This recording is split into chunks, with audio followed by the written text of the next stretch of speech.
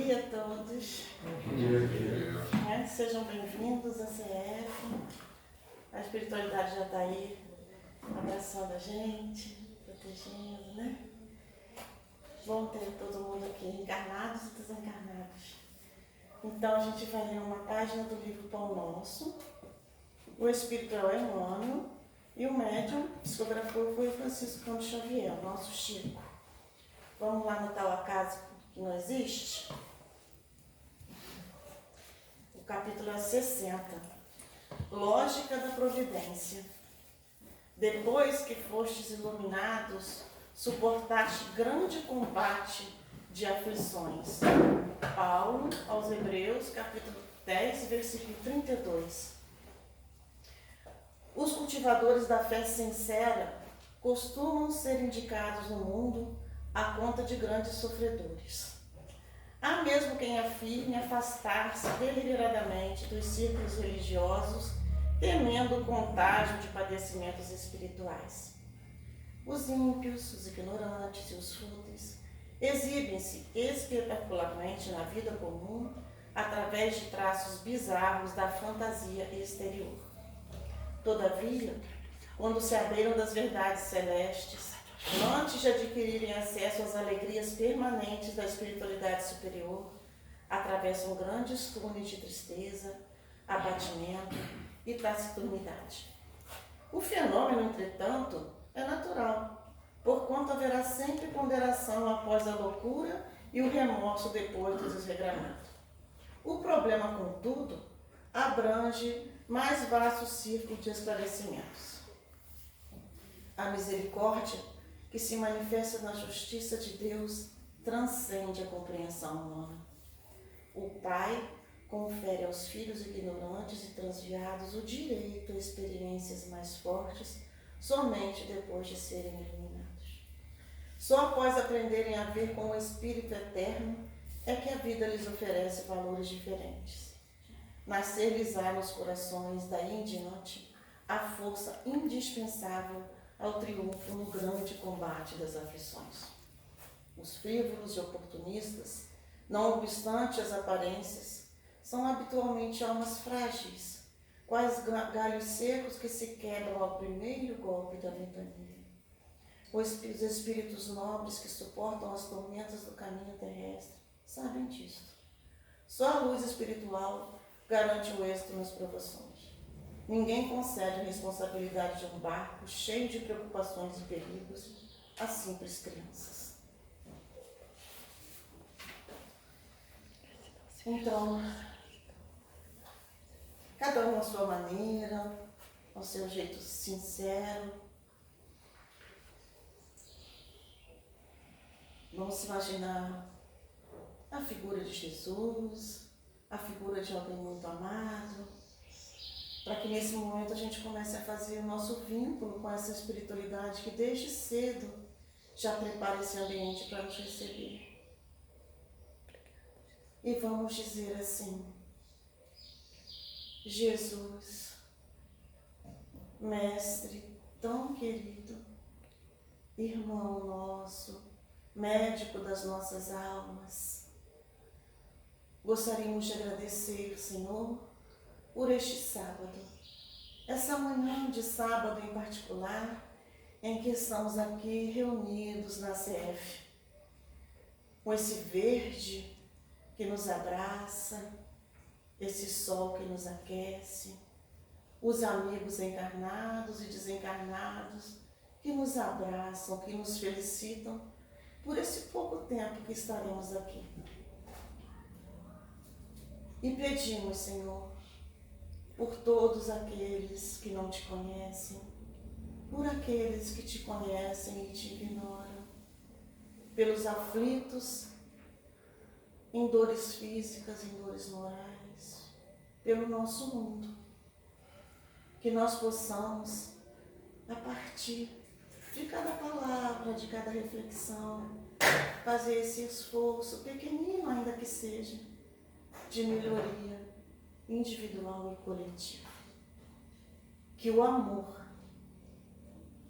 que você exemplificou para a gente desde o momento do seu nascimento até o momento em que não mais estás aqui encarnado, de serviço, amor ao próximo, que ele possa ser exemplo para todos nós. Obrigada por esse carinho, por essas luzes, por esse aconchego dessa manhã de sábado. E que nós possamos estar contigo, porque temos a certeza de que sempre estás conosco. Que assim seja, graças a Deus. Graças a Jesus. E aí a gente convidou O Heraldo para poder a palavra assim. Com licença, eu vou tirar a máscara para ver se melhora o som da voz. Né? Meu nome é Evaldo Raia, eu estou matriculado no Centro Espírita Casa do Caminho Chico Xavier, lá no bairro de Jacarepaguá, no Rio de Janeiro. E a gente, quando vem aqui no CS, a gente se sente num centro de reabilitação, sabe? Para espíritos faltosos. É por isso que eu venho várias vezes, né? Pela necessidade que eu sinto de ser sempre educado à luz do Evangelho, porque quanto mais eu me julgo importante, mais denota a minha necessidade do Evangelho na minha vida. Quanto mais eu me julgue sadio, mais demonstra a minha doença moral, espiritual. Então a misericórdia de Jesus, como Emmanuel fala, que é incompreensível para a gente a extensão da misericórdia, porque a nossa facilidade é dar entendimento com a lei, né? Tem até aquele termo em latim, lex dura lex, né? A lei é dura, mas é lei. A gente tem mais hábito de entendimento da lei. Do tipo, bateu, levou, fez comigo, eu devolvo, não levo desaforo para casa, né? A gente tem essa percepção ainda muito forte dentro da gente. Mas amai-vos uns aos outros ainda é uma situação ainda de grande dificuldade, porque exige uma renovação de propósito e a gente não está muito disposto a mudar, não. O Evangelho tem a finalidade da educação de almas, não de estimular a religiosidade em alguém, porque isso é um sentimento inato, porque os Espíritos dizem a Kardec que a fé é um sentimento inato, cabe ao homem desenvolvê-lo. Então, a finalidade do Evangelho é de educação moral do espírito, o ser imortal. E quando a gente fala de educação, não é a parte cultural que a gente vai assimilando ao longo da nossa jornada, nos bancos escolares, nas faculdades que a vida nos propõe, é a questão da intelectualidade à luz do Evangelho. Eu gosto de repetir isso, o Evangelho é uma proposta de inteligência, não uma proposta de religião. A religião é um sentimento criado pelo homem. A religiosidade é aquilo que me estimula a me ligar ou religar-me com Deus. Então o Evangelho nos propõe essa análise intelectual das situações, daquela mensagem que Jesus trouxe para a gente. E a gente fala assim, não, Jesus esteve aqui conosco há 2000 anos. Não é verdadeira essa afirmação. A gente tem que se basear naquilo que a doutrina nos propõe. E segundo Emmanuel nos relata no livro A Caminho da Luz, quem não teve oportunidade eu convido a ler essa obra, é um livro fininho, mas se você for querer estudar ele, vai levar algumas existências para fazer esse estudo, porque é muito denso de informação. E Emmanuel fala para a gente nesse livro que Jesus ele estabeleceu o seu amor no planeta Terra há aproximadamente 4,6 bilhões de anos, nos associando a esse processo de progresso moral. Que eu tenho uma notícia para dar, os espíritos já sabem, mas a gente às vezes não sabe, né? Mas eu vou dar essa notícia. Nós não iniciamos a nossa trajetória como espírito, como princípio inteligente do universo, aqui na Terra. Não foi aqui que nós começamos. A nossa trajetória espiritual antecede a formação do planeta. Porque se nós tivéssemos iniciado a nossa trajetória aqui na Terra, na condição do homem, do espírito primitivo, não do homem primitivo, do espírito primitivo, o homem primitivo nós sabemos que é o Homo sapiens sapiens, né? Que a ciência nos estabelece como sendo o princípio da inteligência no transcorrer do progresso moral e espiritual. o Homo sapiens sapiens, se fosse um espírito primitivo, nós não estaríamos nesse ponto da evolução intelectual que estamos. Não estaríamos. Nós estaríamos ainda provavelmente lá no período das cavernas, porque a assimilação intelectual é lenta. Em função de quê? Das nossas dificuldades de absorção de conhecimento. Então a nossa trajetória está muito aquém do episódio lá de Belém, no século I da cristandade. Muito aquém, muito antes disso. Por isso que nós sabemos quem é Jesus. A nossa percepção espiritual, não material, mas espiritual de Jesus, ela nos leva a um respeito que a gente não consegue identificar. Certa vez um benfeitor, ele nos fez uma proposta que até hoje eu tenho dificuldade de encontrar a proposta que foi feita por ele. Ele falou que imaginássemos que nos fosse dada a oportunidade de estar frente a frente com Jesus, conscientemente. Não é que a gente, aquele sonho efêmero que você acha que teve uma coisa, não. Conscientemente, você está frente a frente com Jesus e o mestre fala assim: filho, o que você deseja? Aí o grau nosso de consciência, alguém nos fala assim: analisa o que você vai pedir a Jesus, porque tem que estar distanciado do interesse pessoal. Essa proposta foi feita há uns 5 anos atrás. Eu, sinceramente, ainda não encontrei o que eu pediria a Jesus. Porque tem que estar distanciado do interesse pessoal. Porque é assim que o mestre nos ensina. O meu alimento, fala ele para Pedro, né, quando Pedro diz: mestre, falaste, ensinaste o dia todo, nada comeste, venha te alimentar conosco. Aí Jesus fala assim: Pedro, o meu alimento é fazer a vontade do Pai. E anseio que ela se cumpra. Então Jesus nos dá um direcionamento. O Evaldo, eu sempre falei para você, mas eu ainda não conheço ainda na integralidade da minha alma qual seria a vontade real de Deus em relação a mim. Porque eu sempre vou ter vontades variadas. Então, por isso que a gente fala que o Evangelho não é uma proposta de religião. Qual a sua religião? Eu sou evangélico. Não. Não é essa a finalidade do Evangelho. O Evangelho é me educar para eu mudar o meu comportamento. Eu ver no meu semelhante um irmão na intensidade da expressão que nós utilizamos. E não simplesmente aquela forma, né, que a gente fala na casa espírita: oi, meu irmão, tudo bem? Bom dia, minha irmã. É mais chavão do que propriamente sentimento. Porque se o outro fala assim: poxa, Evaldo, ainda bem que você me chamou de irmão, eu estou precisando de uma coisa. Aí você já pensa na carteira quanto que você tem, né? Porque eu preciso de uma coisa, a gente já associa com algo material. Dificilmente a gente associa assim: não, o irmão vai pedir o meu ouvido emprestado. A gente não pensa, na maioria das vezes. Eu estou falando de mim, gente, pelo amor de Deus, não estou falando de vocês não. E graças a Deus, sou um espírito, já estou distanciado dessa dificuldade, eu ainda não. Então a nossa visão do Evangelho é uma visão ainda extremamente de interesse pessoal.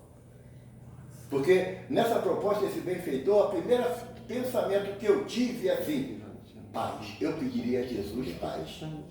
Aí o amigo espiritual falou assim: você está pedindo paz porque você não tem problema.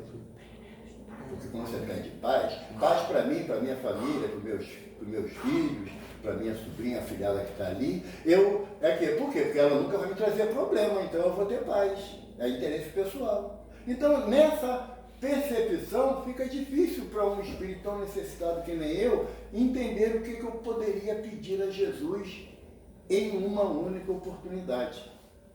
Falei no outro dia na Casa Atmos, lá no bairro do Flamengo, né, aqui em Maricá mesmo, eu falei sobre a história da visão de Eurípides, né, Barçanufo, quando ele vai ter com Jesus. E Eurípides, ele esquece completamente da individualidade, do interesse pessoal, porque ele pergunta a Jesus: por que choras, mestre? Ele esqueceu dele. Ele se preocupou com as lágrimas do Cristo. E Jesus olha para ele compassivamente e ele fala: choras por aqueles que não te conhecem, não conhecem a tua mensagem? Aí Jesus fala assim: não, meu filho, esses que não conhecem a minha mensagem são dignos do meu amor. Eu choro por aqueles que a conhecem e não cumprem. Mas eu achei interessante a pergunta de Eurípides, né? Puxa, por que choras? Ele saiu do mundo íntimo dele, do círculo restrito das suas necessidades, para ir buscar aquilo que fosse necessário para Jesus, não para ele. E quando a gente tem essa percepção, a nossa visão começa a mudar, porque o Cristo, ele veio para nos educar. Tem a passagem do Evangelho, né, que Jesus, depois daquela multiplicação dos pães e dos peixes, ele entra em oração e quando ele retoma da sua oração, ele olha e fala, onde todos? Aí Filipe fala para ele, Senhor, foram-se. Depois de alimentados, foram-se. Aí Jesus fala assim, e vocês também não vão? Aí Pedro fala assim, e aonde, Senhor? Se só tu tens palavra de vida eterna. Essa expressão de Pedro é algo tão profunda que a gente às vezes ainda não para analisar. E é nessas palavras de vida eterna que Jesus coloca para a gente que a gente tem que se ater nesses comentários, tem que se ater nas nossas conversas.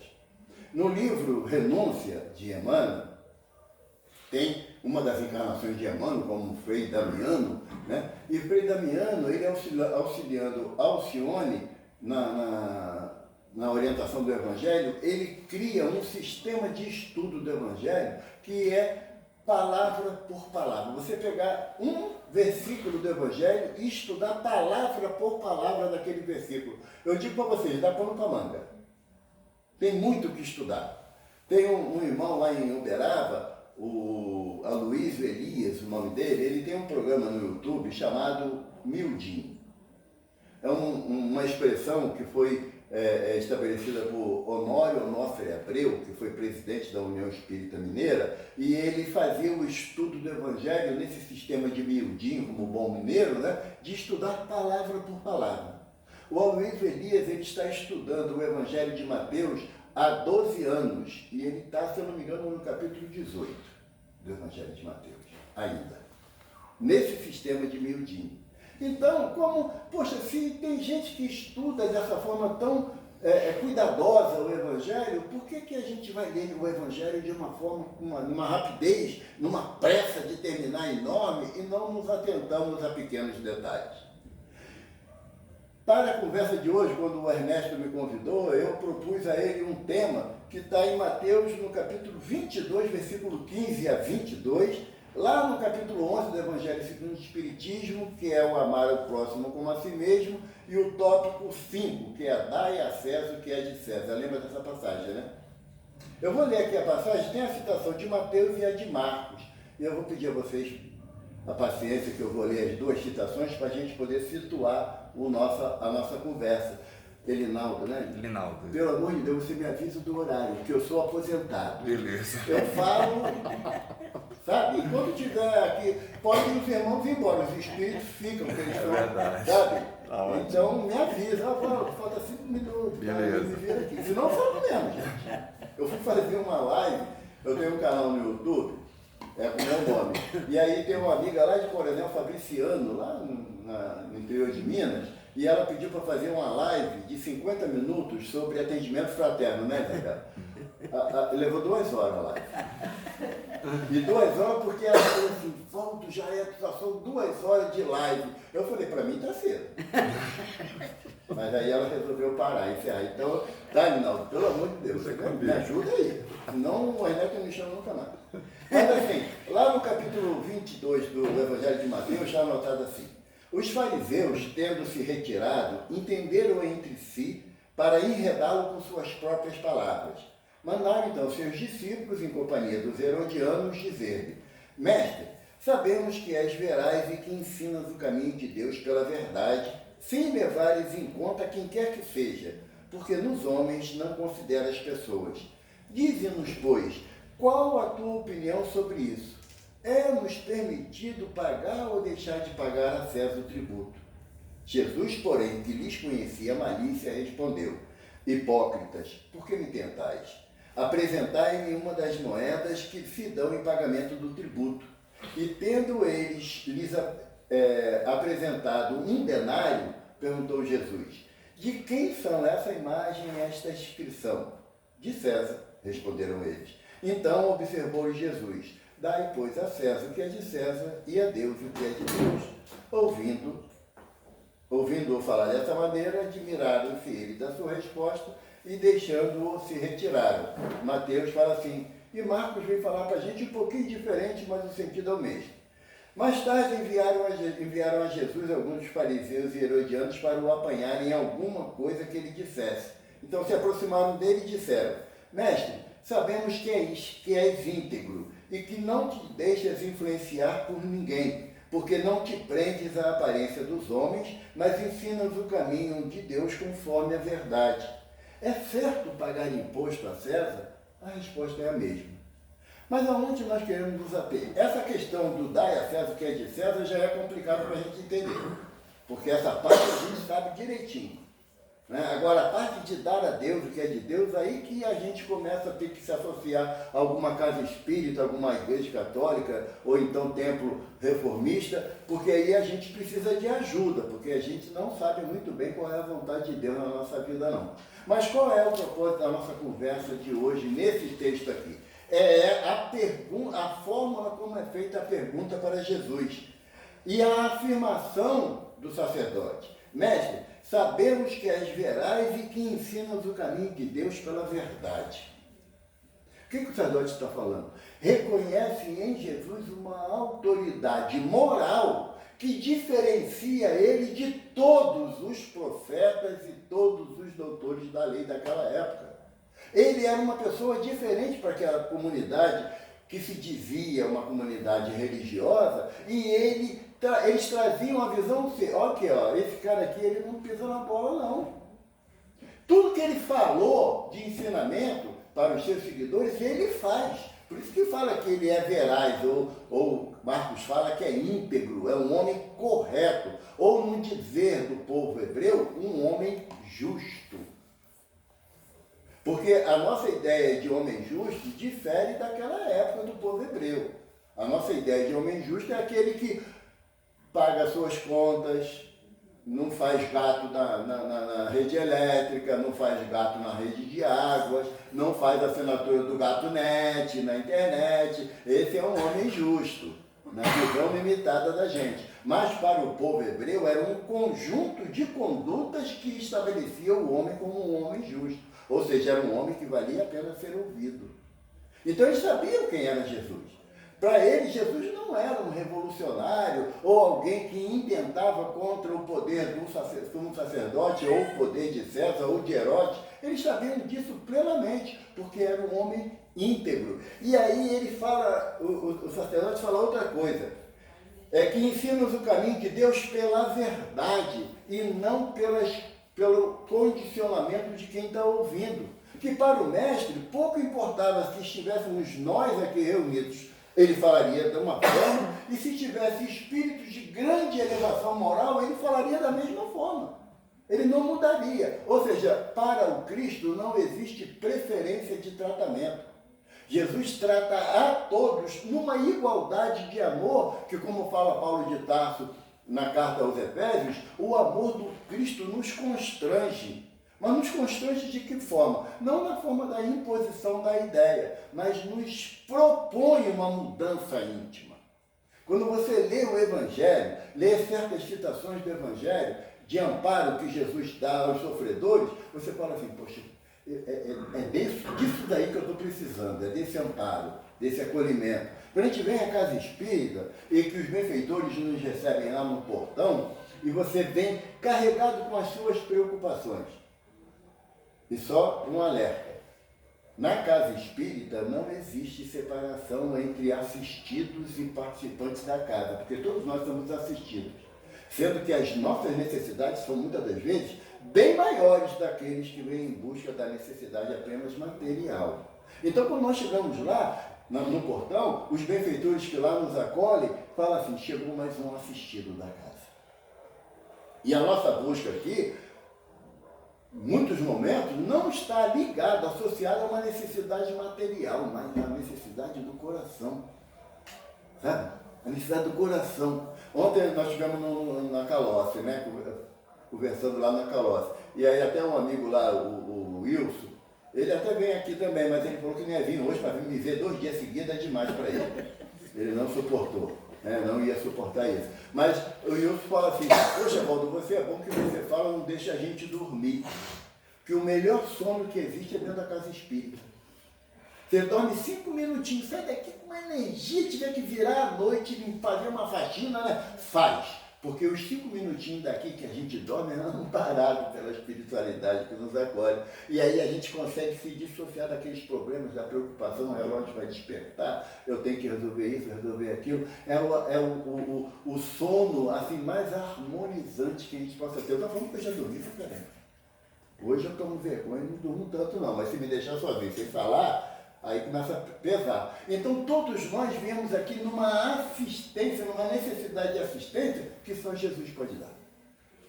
Aqueles que trabalham aqui em nome de Jesus, a misericórdia que Jesus permite que eles venham nos auxiliar, eles também buscam beber da mesma fonte que a gente, que é o amor do Cristo.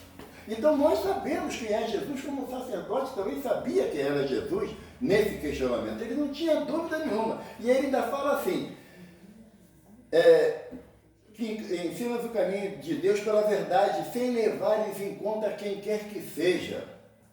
Porque se, digamos que chegasse aqui agora, aqui no CF, o prefeito de Maricá, ouviu falar aqui da atividade da casa e quis fazer uma visita. E lógico, o prefeito não anda sozinho, ele tem sempre uma comitiva.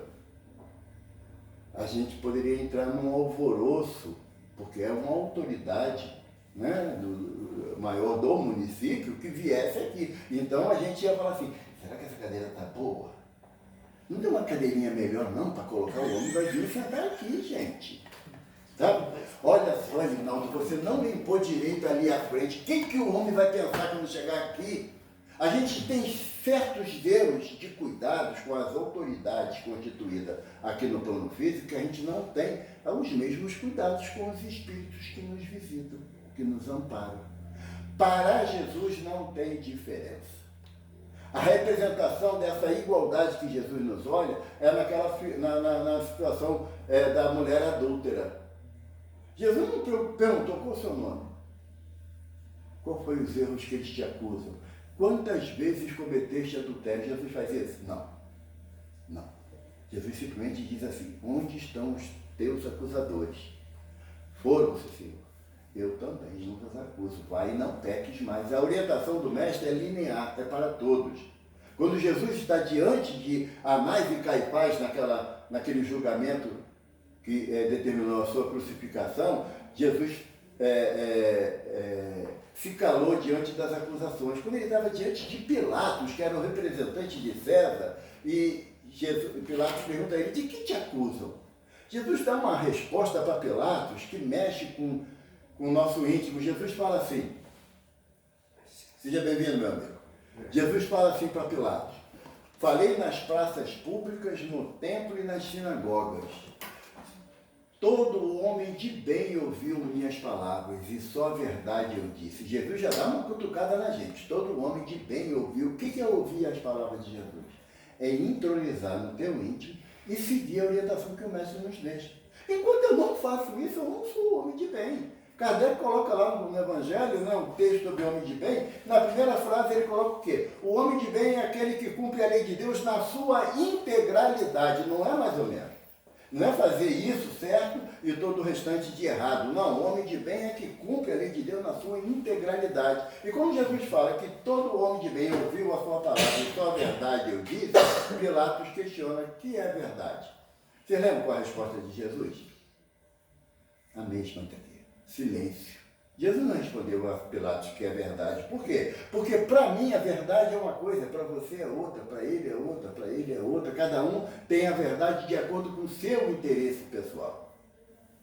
De acordo com o seu interesse pessoal. Se um dos nossos benfeitores se materializar aqui agora, a gente não vai ficar pensando ou associando a mensagem que ele vai trazer, só vai ficar abismado pelo fenômeno. Então, qual a verdade que eu busco em determinados momentos? O fenômeno, e não a educação que o Evangelho me propõe, que deveria ser o essencial para a minha jornada. Nós, que já passamos dos 15 anos de idade, nós sabemos que já não temos tantas fantasias da vida física como tínhamos com 14 anos. Não temos. Então, a verdade para a gente tem que ter um outro ângulo de entendimento. Não é mais a satisfação pessoal de ser o príncipe para alguém ou a princesa para alguém. Só para lembrar da fábula do príncipe, ele antes era sapo. E quando a princesa era verdadeira, que beijava, ele se transformava em príncipe. Eu ainda não cheguei à princesa verdadeira. Eu ainda estou na condição do sapo. Mas é uma verdade que eu encaro para mim, mas eu não posso obrigar ninguém a ter a mesma verdade para si. Então, quando Pilatos pergunta a Jesus o que é a verdade, o mestre se cala, porque a verdade é de acordo com o entendimento e o progresso moral de cada um de nós. E o Evangelho não veio para eu analisar ele pelo critério da visão material, mas sim com a percepção da visão espiritual. Por isso que nós somos espíritas. Não é vir aqui alguém para falar as coisas que me agradam, é para falar as coisas que me educam, ou que me indique o caminho da educação moral que eu tenho que seguir. Então, quando o sacerdote fala para ele que ele ensina o caminho de Deus pela verdade, ele fala, sem levar em conta quem quer que seja, porque nos homens não considera as pessoas. O que o sacerdote falou para Jesus? A personalidade hoje é de Evaldo, mas eu sou uma individualidade, eu sou um espírito milenar com diversas trajetórias em diversos grupos sociais, em diversas culturas raciais e terei tantas outras milhares de existências à frente. Então hoje a minha personalidade é Evaldo, mas eu não sou Evaldo na acepção do termo. A minha proposta, enquanto espírito imortal, é caminhar progressivamente para o aspecto moral. Eu hoje estou na condição masculina, mas já frequentei por várias oportunidades o corpo feminino. E eu vou frequentar novamente, como voltarei na condição masculina. Então Jesus não olha a pessoa que está aqui agora. Quando o mestre me olha, ele não vê o Evaldo. Se ele me acompanha aqui no plano Terra, a minha trajetória espiritual em aproximadamente 4,6 bilhões de anos, Jesus tem um olhar lá na frente de 5 bilhões de anos. Quem nós teremos daqui a 5 bilhões de anos? Queira Deus que um pouquinho melhor. Queira Deus um pouquinho melhor. Mas depende de quem? De Jesus? Não, de mim.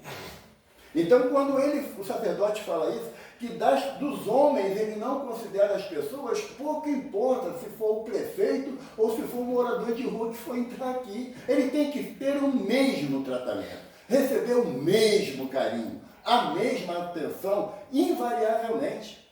Porque quando eu entro naquele portão, eu entendo que estou entrando num lugar onde se fala de Jesus. E eu entendo que vou ser amparado nas minhas necessidades. E quem que pode afirmar aqui que só tem necessidade material? Dr. Bezerra instituiu o tratamento do abraço. É lógico, estamos num processo ainda de pandêmico, não existe a possibilidade dessa aproximação com tanta efusividade, né? A gente compreende isso. Mas o que é o tratamento do abraço?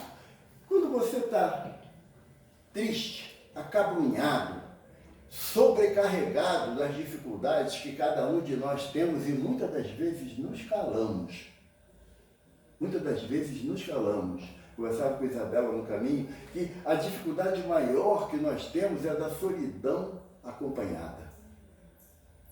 A solidão, da forma que a gente categoricamente coloca, aquele que vive sozinho, essa é até certo ponto suportável, porque a escolha muitas das vezes da pessoa não ter com quem compartilhar o espaço, a gente compreende. Mas tem aquela solidão acompanhada, que a casa tem o marido, tem a esposa, tem os filhos, alguns casos netos, mas a pessoa se sente sozinha, ela não tem com quem compartilhar os seus sentimentos, as suas vontades. E quando ela vem à casa espírita, ela fala, lá eu tenho. Lá eu tenho. Ao menos o plano espiritual vai me acolher na minha necessidade, porque eu não posso exigir que os outros tenham a mesma percepção que eu tenho da minha necessidade. Agora, o plano espiritual não vai me acolher. E quando a gente tem essa certeza, a gente chega ali meio cabisbaixo, meio triste, mas quando termina, a gente não sabe porque tem um quê de felicidade íntima, uma alegria. E quando chega no portão de saída, vamos mais um dia de luta. Você se sente renovado por isso. Por quê? Porque Jesus não escolhe quem vai entrar aqui. Ele não dá preferência para entrar aqui, o maior ou o menor, o que tem mais necessidade ou o que não tem tanta necessidade assim. Jesus não escolhe, ele abriga a todos por igual. Porque quando Jesus nos acolhe aqui, no CF, ele está falando assim, não me importa quanto você tem no bolso, eu quero saber o que teu coração está preparado para receber. E o que a gente abre o coração para receber o quê? Qual é a nossa necessidade mais íntima? Sabe? Será que, de repente, hoje não é mais cheque, né? Será que um Pix com vários dígitos me tornaria feliz? Em quanto tempo eu não teria essa felicidade? Por quanto tempo? Agora, um sorriso, um seja bem-vindo, um abraço distante. Será que isso não tem valores que não cabem nos dígitos da conta bancária? Será que quando a gente sai de casa, né, aborrecido com a esposa ou com o marido, sabe? Eu estou falando de mim, tá, gente? E aí, você chega na casa espírita, alguém que não te viu ainda naquela semana e olha para você, abre o maior sorrisão para você. Será que a gente, naquele momento, a gente não esquece dos aborrecimentos que nós tivemos? Se a gente, na nossa fragilidade, consegue receber isso, a gente também pode dar. E quando Jesus não olha a pessoa, Jesus não está preocupado que quem vai entrar ali é um espírito que já fez a sua, como nos propõe Kardec, né, a sua reforma moral e o esforço que emprega em domar as suas más inclinações.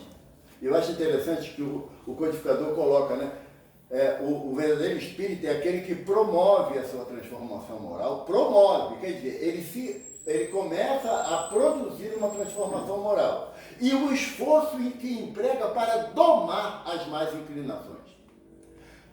Aquela turma que eu falei, que já passou dos 15 anos, antigamente tinha aquele círculo que tinha a esfera, né? Os leões, os tigres, né? E o domador lá com a cadeira e o chicote, né? E ele instalava o chicote, o leão subia numa plataforma, ia para outra, não era? Mas quando o domador largava a cadeira e o chicote, o que acontecia? Se ele não corresse muito, o leão pegava ele, não é? É nesse sentido que Kardec fala de domar as más inclinações. Você tem que estar numa vigilância constante, porque se você abaixar a cadeira e o chicote, a minha má inclinação aflora novamente e eu saio atacando, ofendendo, magoando inúmeras pessoas. Então, por isso que ele coloca domar as más inclinações, porque não dá para domesticar as más inclinações. Porque uma vez que você doma as más inclinações, você começa a dizer para ela que elas não são mais importantes na sua vida. Como hoje em dia os chicos não tem mais a figura dos domadores, dos leões, dos tigres. Por quê? Porque a sociedade entendeu que era mais maldade do que divertimento. E quando a gente entender que as minhas mais inclinações me levam a problemas que de difícil solução, que é, como eu falei no início, né, de você... Síndrome da Gabriela, nasci assim, cresci assim, vou morrer assim, vou voltar para um umbral assim. Quem não quer mudar vai voltar para onde veio, ou a não ser que acha que veio de Aurora Nova, que é aquela colônia espiritual onde a mãe do André Luiz estava estabelecida e que é acima de nosso lar. Quem se acha em Aurora Nova, bota o nome na irradiação da prece, sabe? Porque ainda não é local para a gente estar em planos elevados da vida física em relação ao planeta Terra. Não dá. Nós estamos ainda associados na coluna espiritual nosso lar, são 6 ministérios, né?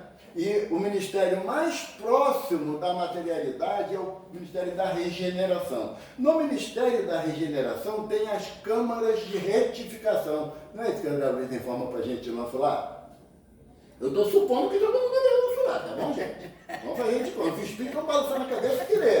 Então falta a nossa parte, tá bom? Porque a orientação do Espírito de Verdade é espírita mais, essa parte a gente vai tentar em algum momento, e a outra parte é instruí-vos, que deveria ser a mais prática, mas não é. Então, nas câmaras de retificação, André Luiz relata para a gente que nosso lar está aqui, na zona do umbral médio. A escama de retificação está aqui, no umbral Quase grosso. lá embaixo. No umbral grosso. Se a gente conseguir chegar nas câmaras de retificação, show de bola.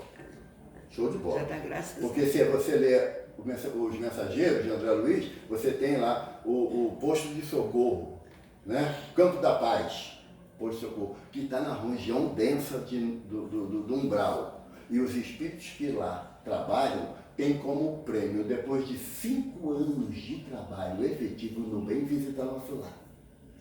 5 anos. Já pensou se a espiritualidade que nos orienta chegasse, bom, a partir de agora, para poder entrar aqui no Calós, aqui no CF, tem que ter 5 anos de trabalho no bem.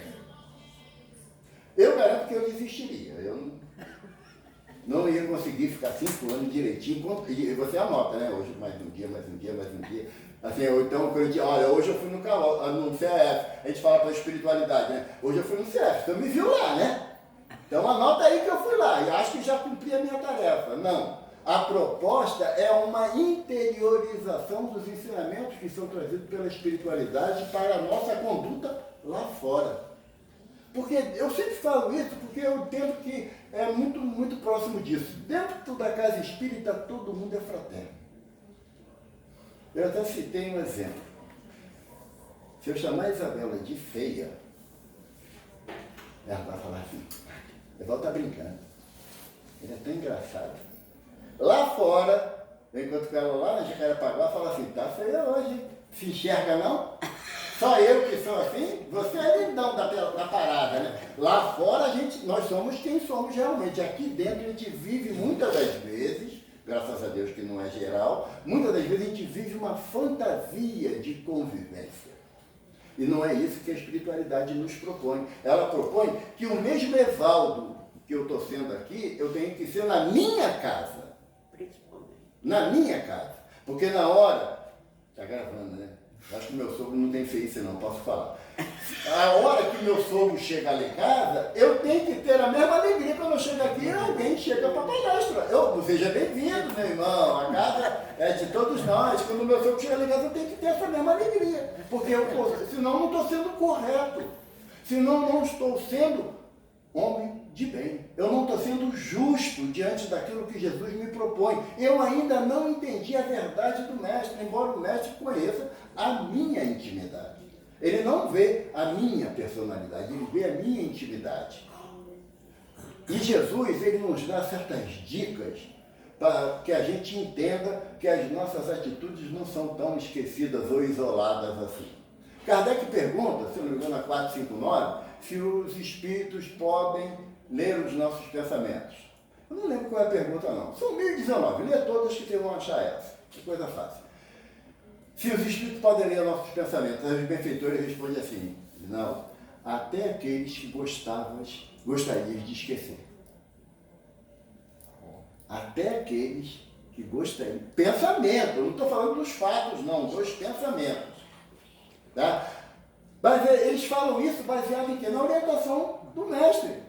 Porque o discípulo falou assim para Jesus, Senhor, aonde devemos orar ao Pai? No templo, nas sinagogas ou nos campos? Aí Jesus falou assim, quando tiveres que orar ao Pai, recolha-te ao silêncio do teu quarto. Porque o Pai que vê em secreto, minha irmã, quando falou essa parte, que Deus vê em secreto, ou seja, Ele me vê na minha intimidade mais obscura, aquela que ninguém conhece, aquela que eu não mostro para ninguém. Por quê? Porque eu quero mostrar a minha personalidade, o meu exterior, a minha intimidade como espírito imortal, eu não mostro para qualquer um. É muito difícil eu abrir, né? A gente abrir o nosso coração na totalidade, na integralidade para alguém. Por quê? Porque a gente se sente fragilizado quando alguém conhece todos os nossos erros, desejos ou ações. A gente se sente fragilizado, tem medo. Por quê? Porque ainda não temos um atributo do espírito superior, que é a consciência tranquila. Porque quando eu chego numa casa espírita e eu olho rostos que eu não reconheço do meu dia a dia, aí eu fico assim, será que eu prejudiquei aquele irmão? Meu seu nome, querido? Jocélio. Jocélio? Será que eu prejudiquei Jocélio? Bom, nessa existência não foi, que eu não lembro dele mais. Se foi na outra, Foi na outra, ele esqueceu, eu também, vamos começar do zero. Não é? A espiritualidade fala assim, não, olha lá, você e José têm uma longa caminhada de enfrentamentos e agora estão se reencontrando para se reharmonizarem. Então, esses sentimentos secretos que Deus conhece, e Deus, ele não participa de fofoca. Não participa de fofoca, mas também não esconde nada de ninguém. Porque a lei de Deus é clarificada pelas nossas ações, pelas nossas atitudes. Na 621, essa eu tenho certeza, Kardec pergunta onde está escrita a lei de Deus. Se os benfeitores falam assim, na Bíblia, era só não abrir a Bíblia e você não tinha comprometimento nenhum com a lei de Deus. Mas os benfeitores tiram a nossa graça quando ele fala que está na nossa consciência. E o que é a consciência? Aonde é a sede da consciência? No cérebro espiritual. Não é na matéria, não é no corpo físico, é no espírito, essência divina. Deus, quando nos cria, coloca o chip da sua lei no nosso espírito. Para quê? Para que toda a minha jornada de progresso moral seja estabelecida como parâmetro da lei de Deus. Mas, Evaldo, qual é a lei de Deus? Kardec elegeu como lei divina ou natural, lá na terceira parte do Livro dos Espíritos, 11 capítulos para falar da lei de Deus. É o mínimo que a gente tem capacidade de absorver, não que seja a totalidade. Porque na página Emmanuel fala para a gente que a gente não tem a menor possibilidade de compreender a misericórdia de Deus. É um assunto que ainda está transcendente para a gente, porque a lei de Deus ela é composta de justiça, amor e caridade. E eu pratico essa lei, eu exerço essa lei nessa percepção de justiça, amor e caridade? Não, porque eu ainda faço diferenciação de um para o outro. Eu ainda faço a separação grave pelo conceito que eu tenho da personalidade, não da individualidade. Porque para mim importa a pessoa, para Jesus importa o espírito. São visões diferentes. Ah, mas Evaldo, mas você falando assim, é difícil, nós não somos Cristo, não, mas seremos. Seremos. Lá na frente, no capítulo sobre lei de liberdade, Kardec pergunta aos espíritos se existe fatalidade, determinismo, destino, comumente fala. O meu destino era conhecer o Elinaldo. Não. Os espíritos dizem o seguinte, em relação à vida material, é viver como necessário. Começou já a complicação, porque cada um tem uma noção de necessidade que diferencia do outro. Você chega próximo a alguém que a gente dá o título de santo, o viver com o necessário dele é a prática da caridade. Você chega para aquele que ainda está com determinados vícios materiais, a necessidade dele é sim cumprir os seus vícios materiais. Então, em relação à vida material, é viver com o necessário. Então, tem uma gama de percepção muito abrangente. Em relação à vida espiritual, ser feliz. Existe o determinismo da lei de Deus de que eu vou ser feliz. Mas os Espíritos esclarecem. O homem só é feliz quando cumpre a lei de Deus. Dela se afastando, ou seja, não cumprindo a lei de Deus, o homem é infeliz e na sua infelicidade pratica o mal. Então, ninguém veio determinado a praticar o mal, a fazer o que é errado, a agir de forma indevida. Nenhum de nós tem essa determinação. Nós temos a determinação de ser feliz, mas espiritualmente, não materialmente. Materialmente é viver com o necessário.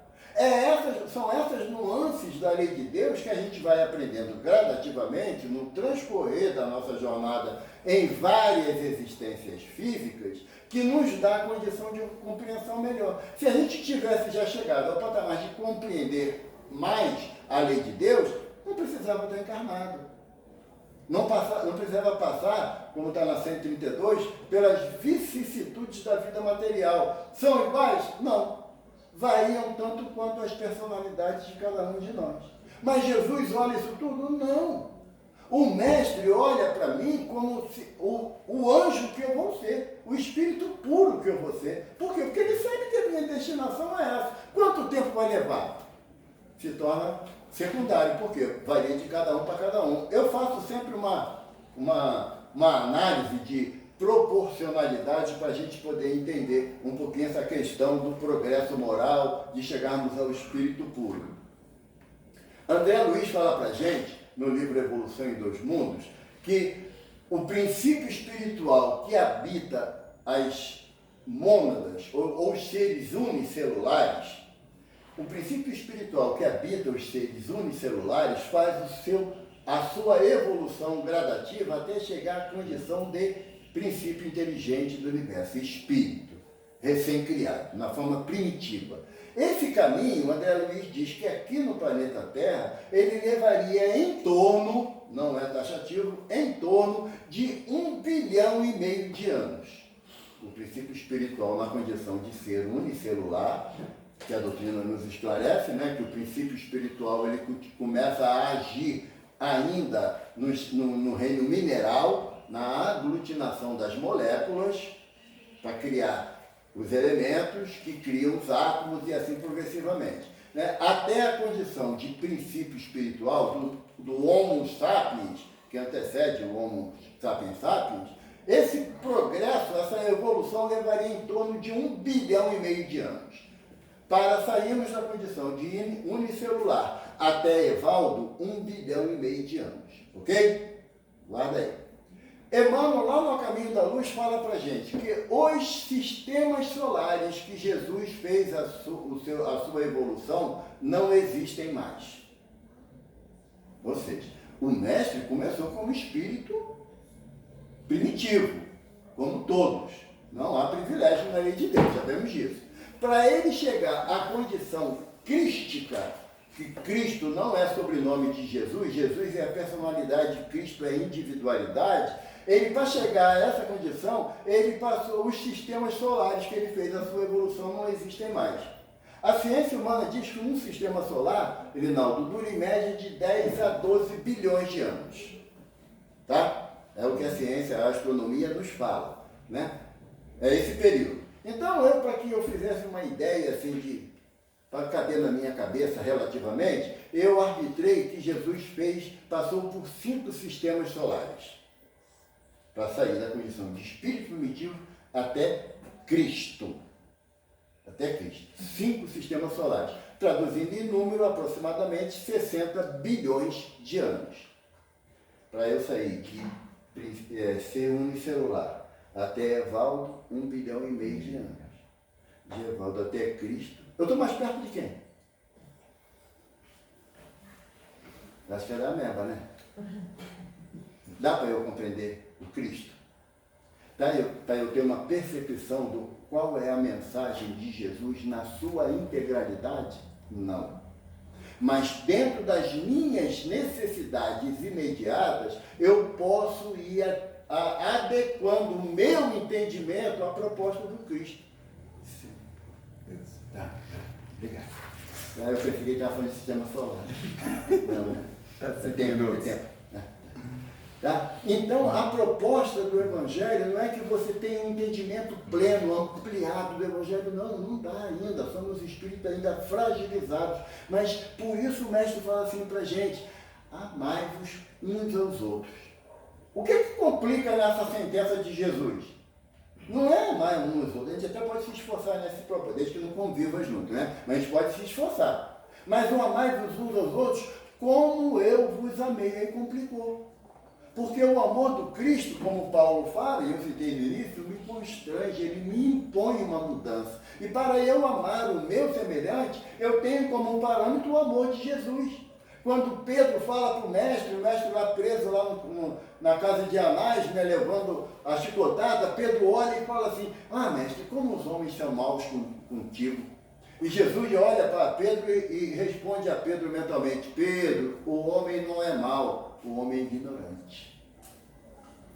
As nossas ações intempestivas, voluntariosas, infelizes, Jesus encara como ignorância e não como maldade. Eu encaro como maldade toda vez que alguém não gosta de mim. A minha visão ainda tem essa limitação. E o Evangelho me propõe uma amplitude de entendimento. É de que eu tenho que amar o meu semelhante tendo como parâmetro Jesus. Poxa, mas é difícil? Claro que é. A gente ainda não somos um Cristo, mas estamos a caminho disso.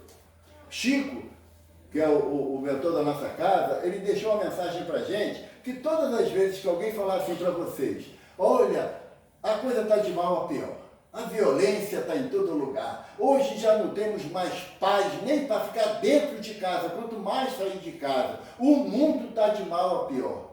O Chico falava assim, prefiro aceitar a orientação do nosso benfeitor Emmanuel, que estamos a caminho da luz. Porque se a gente não entronizar no nosso coração que nós estamos realmente a caminho da luz, usando o Evangelho como a estrada que devemos percorrer, a gente se desarvora e passa a perder a oportunidade de amarmos uns aos outros, como o mestre nos pede. Para tanto, eu tenho que tirar um pouquinho da visão da pessoa e começar a buscar e entender o espírito, a alma imortal.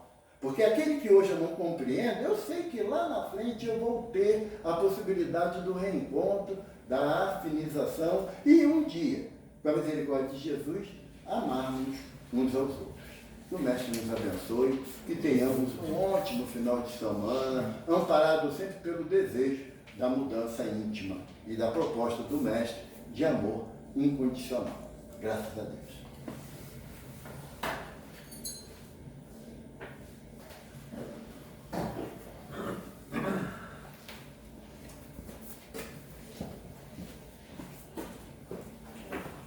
A gente quer agradecer essas reflexões, agradecer em nome do Ernesto, da Isabel, da casa, da espiritualidade.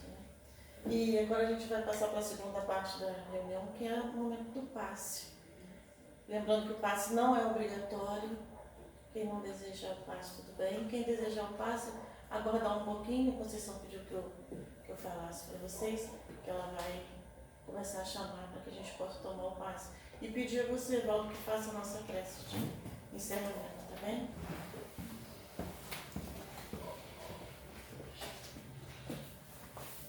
Eu gostei da sua frase inicial, da prece, que a gente se colocasse da forma que fosse mais fácil para cada um. Né? Porque realmente a prece tem essa percepção de intimidade com Jesus. Então que a gente busque essa intimidade para que as nossas palavras possam chegar até o Mestre e dizer para Ti, Senhor, que a cada dia nós te agradecemos a bênção de uma nova oportunidade que o Senhor nos concede, hoje aqui no CRF, contando com tantos benfeitores espirituais que em Teu nome, Senhor, nos acolhem, nos amparam, nos tratam, para que nós tenhamos a cada dia um novo renovo de vida caminhando em Tua direção. Mas, Senhor, que não nos esqueçamos que Tu nos pedes que acolhamos os pequeninos, porque para quem eles fizermos, é a Ti que faremos. Abençoa-nos, Mestre.